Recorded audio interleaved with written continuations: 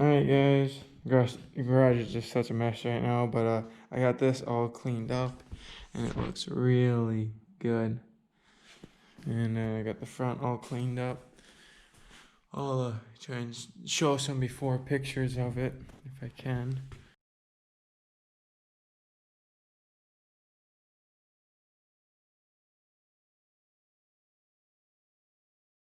But yeah, it just looks so much better. And let's swing around to the back here.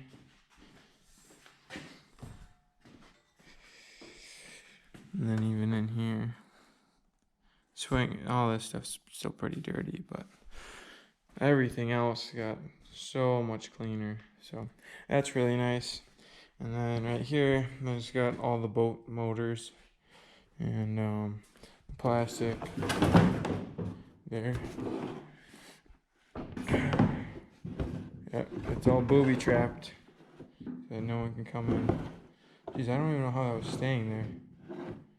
Alright, whatever. And then I went ahead and moved onto the boat trailer, and I got it all stripped down, and so the boat's just sitting on it right now. So I got the wheel wells right here. And it just fell. Whatever. I got all the rollers right here. I got the winch right there, and I got the lights unbolted. They're just dangling there. I didn't realize that they were solid mounted. But that's not too big of a deal. And so that's just hand tight now. It's all loose. I loosened this. These are just hand tight, or should be. And same with this side. So everything's off. I'll just use my jack to jack the back of the boat up just a little bit, and then I'll have to use the rails of the garage door and lift it up.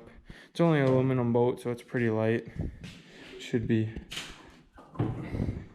able to lift it up no problem. It's probably like 300 pounds or so. I don't know, but you know, somewhere around there I'd imagine. So not too bad. And so I'm just gonna have to lift it up. Can only have the garage door halfway open, but then I'll have to, I'll pull the scrambler out first and then rig up the boat, because it just actually I could take this off too. It's only hand tight, so I only need the garage door open a little bit, and then won't get in the way of the rails. So I have it all planned out. So let's go over the trailer real quick so you can see how old it is. I don't know, I believe it's like a 72 or something like that. So it's all rusted up in some spots, a lot of surface rust, and the paint's all flaking. So the reason I'm sandblasting it instead of just sanding it is because with sandblasting it, it's gonna get all the loose paint off, and it's gonna get this rust and just straight down to bare metal, and just start from fresh again. And the whole trailer is pretty much like that, as you can see, and then it's got a lot of like mold or algae on it, all that stuff. And that's where the wheel well was.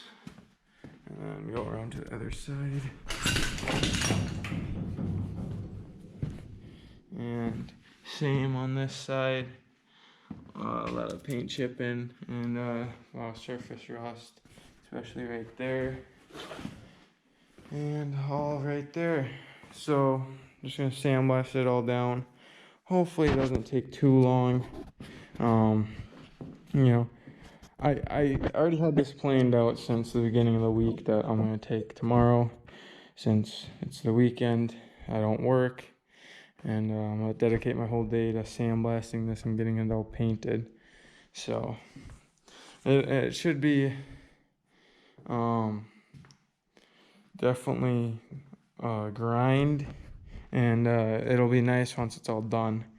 And then I'm still waiting on the pistons for the boat motor, and then it's just onto the boat. So I really can't wait till the trailer's done.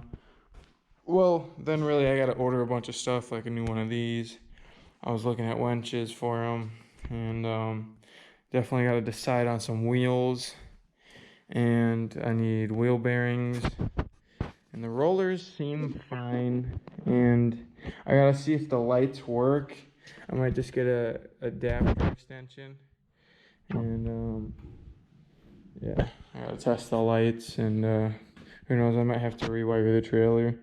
Who knows, maybe I'll snag through it sandblasting and have to do that. But yeah, it's pretty much all ready to go. Just gotta cover up a few things. It could be nice to cover up the sticker. And this is my the license thing for the trailer. And then here on the Predator, a little update for that. My thermostat housing started leaking. At first I thought it was a head gasket, but when I had it running, I stuck my head in there and it was leaking out the back. So I tried slapping some gasket maker on there, or like a case sealer, like the same stuff I used to seal this case, and hopefully that holds up, and that'll be a done deal because it was using some coolant. But I lost quite a bit out of the thermostat, out of the head, so I gotta top off the coolant, and then it still kind of has a gas leak. And back to this real quick. Gas leak is fixed. The clutch cover is fixed. Yep, I already showed you guys the grips. And when I did the compression test, it only had 95 compression. Well, and then I got 98. But I did notice that it's been losing coolant for a while now, and I think it's time to do a head gasket on it. So I ordered some gaskets. It'll probably be like 2 weeks before they're here. They're coming from China, so, you know, high speed there. Hopefully it shouldn't be too bad, but I'm going to be doing some motor work on this. I'm just doing the gasket, keeping everything else stock. My dad was the one that originally bought this brand new, and he was saying how that gasket probably just went bad because it was sitting instead of being ridden, because I guess he didn't use it much. But this thing's the same age as me, so I'll tell you guys something. But yeah, all sorts of stuff going on. Oh, and then update on the Banshee. He is coming in the morning and picking all this stuff up and getting it all powder coated, well, sandblasted and powder coated, and hopefully we'll be getting this sucker done and out of here, so I can clean up my garage real soon here, definitely by the end of the month, which is the beginning of June right now. So should be, I don't see why it would take more than 2 weeks to get that done. So it's really nice that I'm getting my trailer done this weekend, and then I'll just kind of work on the four-wheelers, getting those done.